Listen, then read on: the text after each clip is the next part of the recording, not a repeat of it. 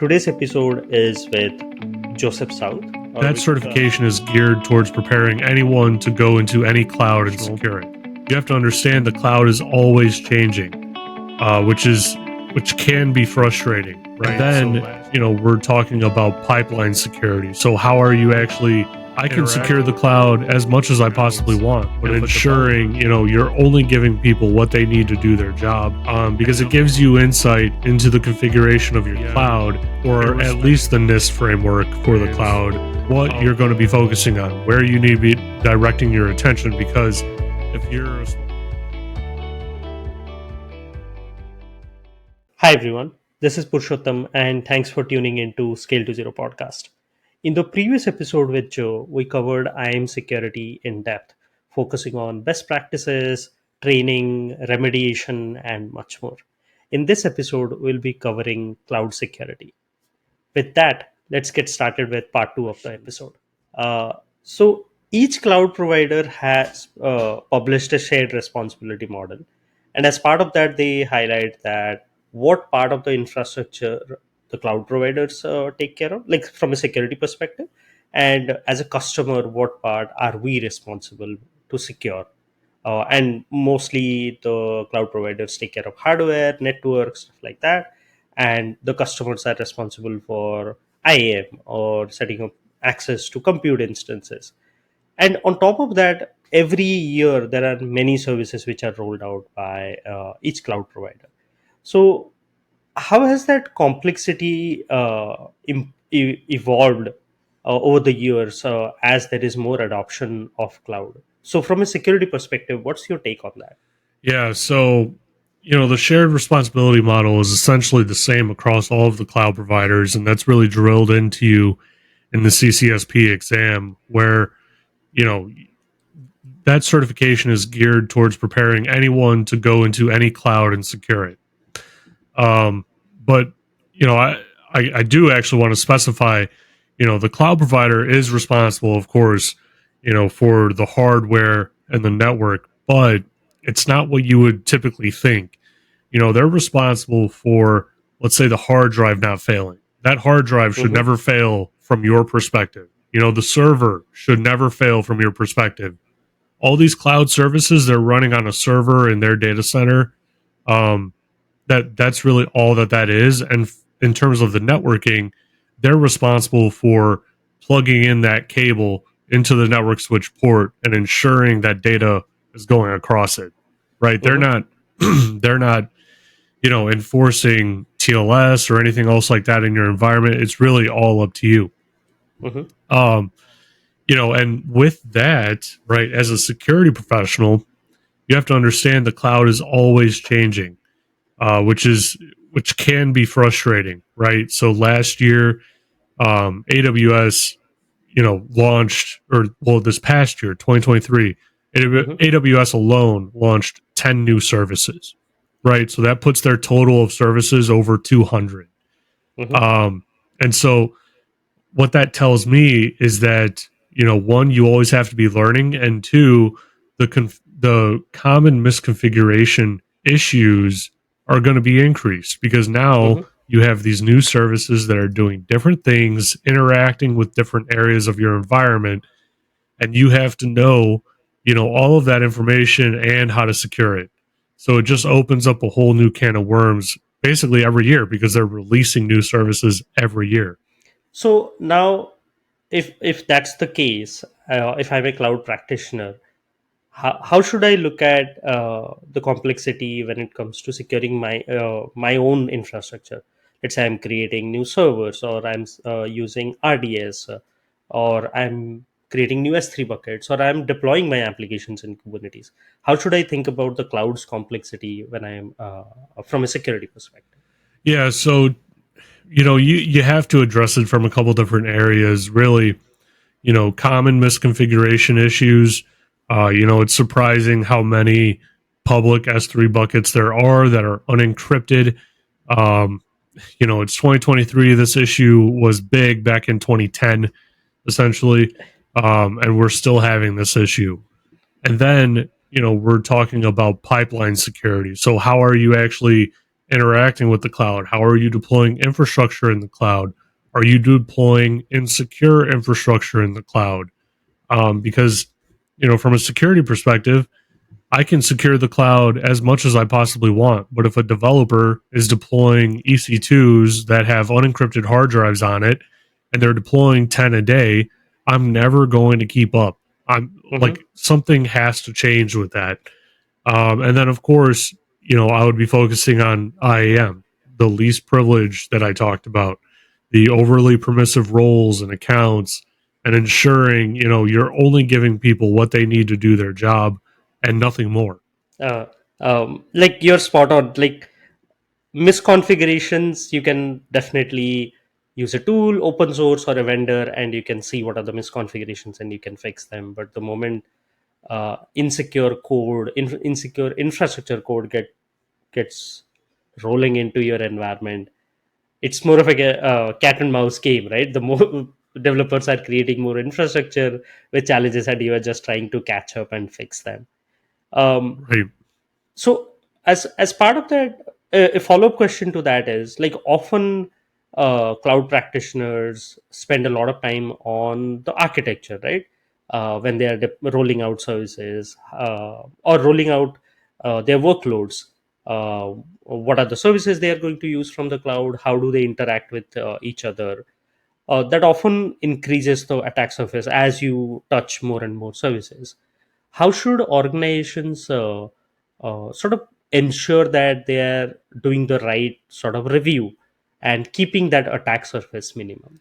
Yeah, it's a great question. So, having a strong CSPM solution that's a cloud security posture management solution in the cloud, even if you're only in one cloud, is absolutely critical, because it gives you insight into the configuration of your cloud, irrespective of the service that you're using. So they Hmm. have all of the best practices for how to secure different services, how to deploy secure infrastructure, Hmm. and they're just looking in your environment to make sure, hey, this EC2 has an encrypted hard drive, or this S3 is encrypted, this S3 is public, but it's not encrypted, or, all of those sorts of things. And it's alerting you on it. Now, hopefully, you have a really good, powerful CSPM solution so you're not getting overwhelmed with the Hmm. amount of alerts, because you can get into a situation where you have thousands of alerts and you Hmm. don't know what to prioritize. And to one CSPM, everything will look like it's a high or a critical finding, and to another, it'll look less like a medium, Hmm. and you don't know what to do. So you really need to factor in the ability for it to kind of weed through everything and really show you what you need to be paying attention to. Okay, so more of a using your environmental context to sort of prioritize from the findings from the CSPM. Um, Right. so if I am running a startup and I have a small team and I'm deploying my workloads in the cloud, there are many areas, right? Like I am becoming the new perimeter. There is network, there is data, there are compute, and all the areas. Should I follow, let's say, the ordering of the CSPM, or should I have my own rubric when it comes to prioritizing things to fix in the cloud? Yeah, I would. So I would leverage either a CSPM or at least the NIST framework for the cloud of what you need to be focusing on, and maybe even factor in like the cloud security, posture. What is it? It's the CCM, the CC. cloud, matrix, right? That Hmm. has all the different controls in there, for every regulatory, or compliance requirement that you may need. Hmm. And that really outlines what you're going to be focusing on, where you need to be directing your attention. Because if you're a small company in the healthcare field, right, you need to be HIPAA compliant. Well, what are the key areas in HIPAA that relate to AWS? And then Hmm. let's take it a step further and see what key areas of HIPAA relate to different AWS services. Where are these controls? Right. And so that's where you would really want to start to ensure, like, hey, right from the beginning, we are deploying S3 buckets that are encrypted, right from the start. It's encrypted with a key.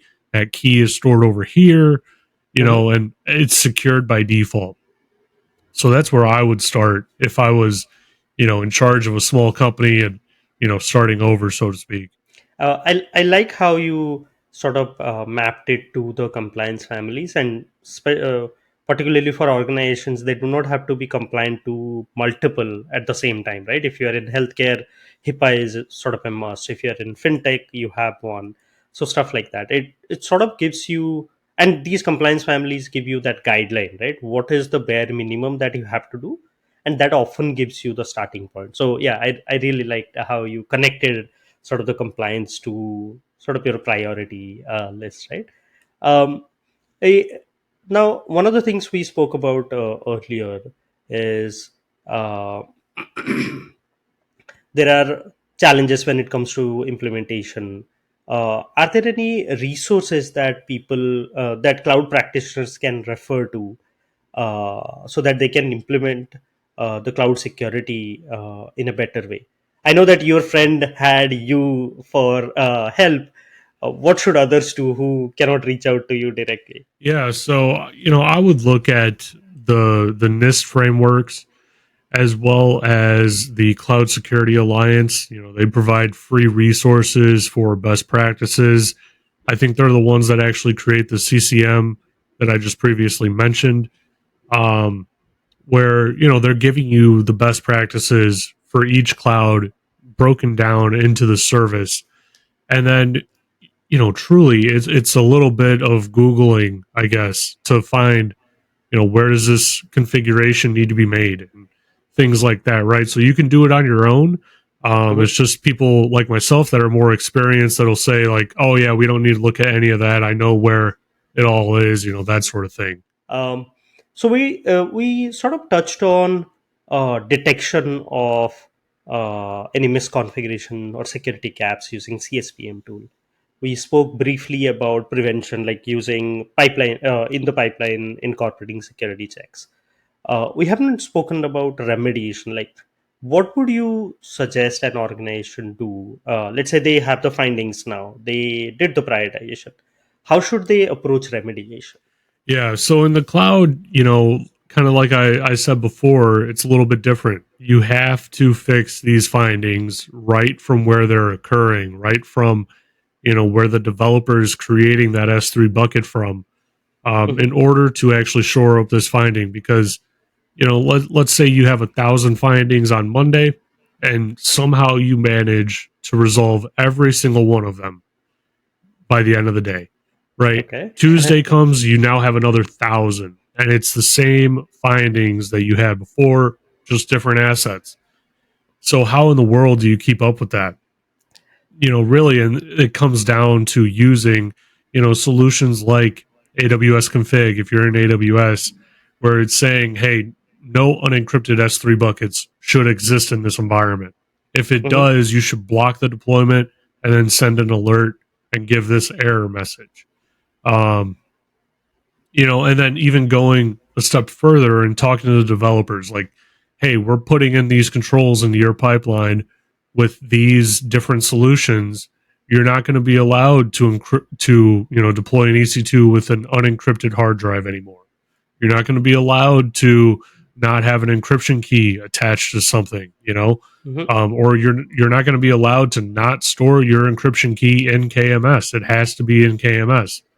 All of these things matter, and the only way that you'll ever keep up with it is if you cut it off right where it's Uh, starting. like often, what we have noticed is organizations are looking for an edge case or something like that instead of focusing on the basics. So I like Right. how you put it that like covering the basics would give you the most value or, from a security perspective, and then you can slowly get to the edge cases and work on those. Right. Um, so So you have been in the cybersecurity field and cloud security for a while. So one of the things that I'm curious to learn from you is how has the landscape of cloud security evolved in recent years? Yeah, so it's as the scale of the cloud changes every single year, like I mentioned before, there's over 200 AWS services. And I looked up Mm-hmm. earlier, there's also over 200 Azure services. And so as a security professional, you have to be familiar with all of them. And God forbid your company is in multiple clouds. Because when they're in multiple clouds, now you have to know over 400 services and whatnot, right? Mm-hmm. Um, Cloud security is evolving into a place where I see it kind of as it was before cybersecurity was cybersecurity, right? You used to have like maybe a network security team, and they just did everything in security for the entire organization. And Mm-hmm. then eventually it turned into cybersecurity where now you have IAM teams. You have a Mm-hmm. team that focuses on endpoint security, and you have a team that focuses on network security, and so on, right? It's all these different domains. Well, cloud security is getting to the point where you need to have a cloud IAM team. And some companies are actually moving that way, where they have an IAM team for on prem and then they have a cloud IAM team. And the Wow. same thing with infrastructure and networking, because, truly, if you look at the exams, even just for AWS, the certifications, if you have like two of those professional certifications, like you're a unicorn. Okay, having one, you're a unicorn, but like having two of them, like you're a double unicorn. Like those exams are so insanely difficult and they're so broad. You have to be able to do so many different things, and then you just take that and you move it into an organization. There's no way a security professional will know everything with network security, which I don't. Like I have to actually have a networking guy on the call with me, and we're going through this config, and I'm saying, okay, that isn't secure, and but I don't know how to configure it myself. You see Mm-hmm. what I'm saying? So like I know, okay, TLS needs to exist here, Mm-hmm. but I may not know how to configure all the other stuff around it before we get to the TLS part. and, Yeah. and Yeah. so it's growing to this place that, is extremely large, and companies are going to have to start focusing on building out a cloud security team like they did with, normal on-prem Mm. security.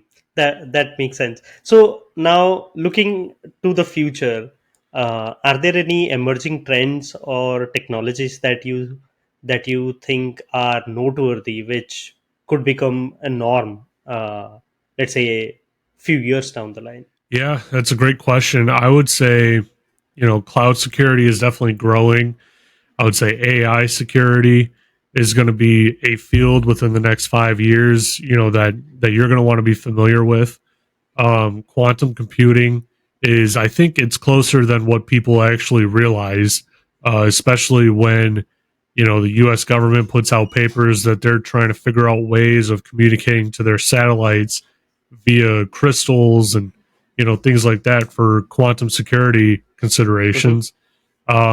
Those are the two, strongly emerging areas that I would recommend everyone has to get some level of familiarity with, and the learning curve with that is extremely steep. So we have a little bit of time now, but if you wait 5 years to actually, start learning the language and start learning the terms, you're going to be Hmm. very far behind the curve. So, like one of the terms that you used is AI, right? And particularly Gen AI has been exploding for last 1 year or so. And when it comes to AI, like Gen AI, there are two types of security challenges, right? One is security of the Gen AI. Let's say enterprises using any Gen AI provider or building something of their own, what should they be keeping in mind? And the other side of it is using Gen AI for security use cases. How should vendors or even cloud practitioners think about it? I know that Yeah, those are yeah, two. it's an interesting question. When we're thinking of security of the generative AI, there's a lot of different components that go into it. You have a large language model, it's running on code, it's running on infrastructure. Let's assume you get all of the infrastructure completely secured, right? Um, you still have to maintain security of that code. You still have to ensure that the code that's running is Mm-hmm. secure, and then you have to also even you have to also explore securing the data pipelines that this AI is receiving its intel from, Mm-hmm. right? Because you wouldn't want an AI algorithm that maybe has a very far-reaching use or capability to learn from, let's just say, some propaganda from either a prior time in history or even a current time, and then using that influence across everything else that it is informing on, right? You wouldn't want that. Or at least 99% of the population in the world would not want that. Mm-hmm. um, and so you have to secure this in different ways. And I've had on AI experts before with my podcast that talk about how AI models are turning into hierarchical models, where you have one master AI model, and then it's informed off of other AI models that are focused in very specific areas of, and they get really good in their domain or their area, and then they're informing this master model of how it should be reacting to different things. It sounds like a lot of you know uh, like Terminator style stuff, but Yeah. you almost have to use AI to secure AI, which is it's difficult. It's hard. Yeah, yeah. No, funny that you highlight Terminator, but yeah, I mean we are training the models to behave like it's like artificial general intelligence, right? That's one of the goals that with which OpenAI started also. Right. I think recently I read somewhere that there is a uh, um, there is a behavioral aspect coming into OpenAI as well. It was not predicted, where there is slower response, or the engine is not providing any response, and they're calling it, I guess, winter break or something like that. Huh. But yeah, I mean, you're right. Like, there is a lot of advancement happening in the Gen AI space. Hopefully we can utilize some of it for building some security use cases, and also at the same time we make sure to build it in a secure manner as well. So yeah, I'm looking forward to next couple of years to see what type of advancements happen in that area. Yeah, absolutely. It's going to be an interesting time. Mhm. So that sort of wraps up our security questions. Thanks, Joe, for the engaging conversation. Here are a few important points which I gathered. When it comes to cloud security, focus on the basic and common misconfigurations first, and only after all of those are resolved, pay attention to edge scenarios. Second one is, for prevention of cloud security risks, ensure pipeline is also secure. The infrastructure getting deployed into the cloud environment is secure and doesn't have any misconfigurations. The third and the last one is, utilize cloud controls matrix from Cloud Security Alliance as a starting point for improving cloud security. Thank you. The next section is around rating security practices.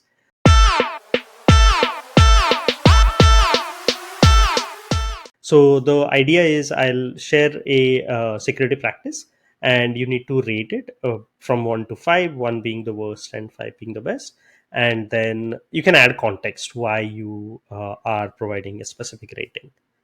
Okay. So let me start with the first one. Conduct periodic security audits to identify vulnerabilities, threats, and weaknesses in your security, in your systems and applications. I would say that this is probably I'd go with a 4, and the reason being is that um, you need to train your organization to eliminate a lot of those different vulnerabilities and issues that it will catch. This audit will catch in the background, and so that's really how you attack this problem, but it is still very important at being a four. Okay. Speaking of training, the second one is around training itself. So, provide training and awareness programs to employees to help them identify and respond to potential security threats. Yeah, I would definitely put this at a five, because as we mentioned before, the attackers are getting significantly more evolved and advanced in how they're actually going about attacking and gaining a foothold in the environment. And Hmm. so the training needs to be augmented. You know, awareness programs almost don't do it justice to what you need to do, to really, ensure that your employees are trained at a reasonable level to really, secure your environment. So I would put that, you know, probably at a five. Okay. Uh, Next one is use strong passwords. Change your passwords frequently and avoid using the same password for multiple accounts. Yeah, this would be a five. I mean, this is just typical, IAM good IAM hygiene. It's just a standard practice of IAM, but it's something that absolutely needs to be paid attention to. Okay. So the next security question, or rather the practice is develop and regularly test an incident response plan to help detect, respond to, and recover from security incidents. Yeah, I would have to put this at a three, just because of everything else that we talked about already. Hmm. Um, but being at a three doesn't mean that you don't get to or you don't have to pay attention to it. This is definitely an area that you have to have outlined, and you have to remember when people are in a stressful situation like a company being breached, services being down, losing millions of dollars a minute, they are going to fall back to their lowest level of training. And with an incident response plan, I feel it's always better to have, what I call a run book or a playbook that literally has, step by step exactly what you need to do to resolve it. Because, if you're not well trained, if you're not well versed in, companies getting breached, if you're not experienced in that area, Hmm. you need something to fall back on that will literally just tell you what to do, every step of the way. Email this person, click this button, inform these people, start up this bridge. You need those processes, and you need to make it very easy because what if you don't have your A players? They're on vacation in a country that's non-permissible, and you can't communicate with them. Yeah. These are all things that you have to be thinking through. Yeah, because when you are in an incident, it's not the best time to experiment, right? Rather, it's best to follow a set of guidelines Right, or like a playbook right, or a run book. Uh, right. the next one is always lock your computer when you leave your desk, even if it's just for a short time. Yeah, yeah. I would say this is probably a five. I actually worked for a company that regularly would go around and check people's desks either during the day or even after the work hour. And I mean, if you left your computer unlocked, like not only are you sending like an embarrassing email to your team, or they're sending an embarrassing email from your account to your team, Mhm. but you're also getting dinged, and that stuff is tracked. And some companies take it very serious, and they actually terminate employees because they do it too many times. So it is actually very important. Makes sense. Uh, the last one is granting users unrestricted access to systems and applications, uh, so that we can move fast and roll out new features quickly. Yeah, this is a terrible idea. This would have to be a one. If I could give it a zero, it would be a zero. Um, Being able to move fast, have fewer limitations to roll out different features and things like that is not an excuse for having poor security or not following a least privilege model.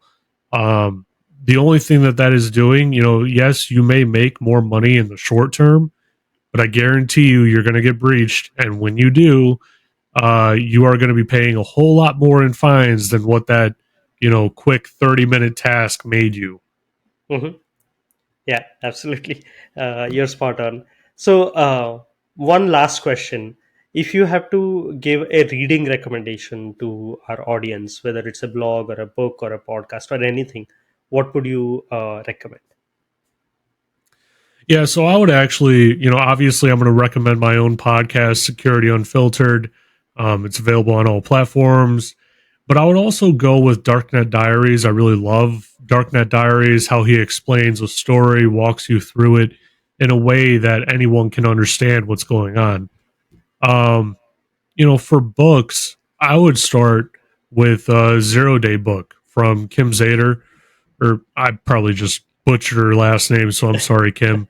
Um, but that book, takes you through a very complex situation of Stuxnet and shows how Stuxnet was used to bring down Iran's nuclear program, or at least halt it for a little bit. And you know, they take you from very high level to in the weeds, feeling like you're right there with these engineers, reverse engineering it. And it's really impressive how she does it, because anyone can understand that book just by following along, reading it, paying attention a little. It's a great resource to get anyone started and kind of prompt that mindset that you need to have in security. Okay, thank you so much, Joe, for joining and sharing your knowledge. I hope our audience would learn something new from the episode as well. Yeah, absolutely. Thanks for having me. I really do appreciate it. Absolutely. It was a pleasure to have you on the episode. So, yeah, thank you so much for joining. And to our audience, also, see you in the next episode. Thank you.